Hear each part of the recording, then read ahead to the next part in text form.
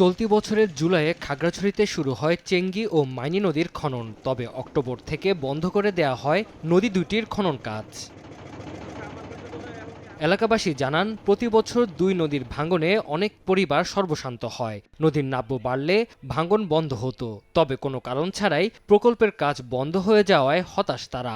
খালটা কাটলে তো এলাকার মানুষের উপকার হইতো। যদি খালটা খনন হইতো, সামগ্রিকভাবে এইসব চলাচল, মাছ ধরা, বিভিন্ন জেলেদের সবার একটু উপকার হইতো। কি কারণে বন্ধ হয়ে গেল জানি না। তো এখন যদি কাজটা হইতো আমাদের জন্য অনেক ভালো হইতো। এই নিয়ে কথা বলার জন্য মাইনী নদী খনন কাজের ঠিকাদারের সঙ্গে যোগাযোগের চেষ্টা করেও পাওয়া যায়নি। তবে পানি উন্নয়ন বোর্ড বলছে, সম্প্রতি চেঙ্গি নদী খননে নতুন করে ঠিকাদার নিয়োগ করা হয়েছে। কাজ করতে যখন পারে নাই, তখন আমরা উপরের নির্দেশে কাজ বাতিলের ব্যবস্থা গ্রহণ করেছিলাম। তারপরে একটা কাজ তো বাতিল করাই হয়েছে, সেখানে আমরা নতুন করে আবার ঠিকাদার নিয়োগ করতে হবে। 25 কিলোমিটার চেঙ্গি নদী ও 33 কিলোমিটার মাইনী নদীর খনন প্রকল্পের ব্যয় ধরা হয়েছে 250 কোটি টাকা। প্রকল্পের মেয়াদ শেষ হবে চলতি বছরের 31 ডিসেম্বর। সময় সংবাদ, খাগড়াছড়ি।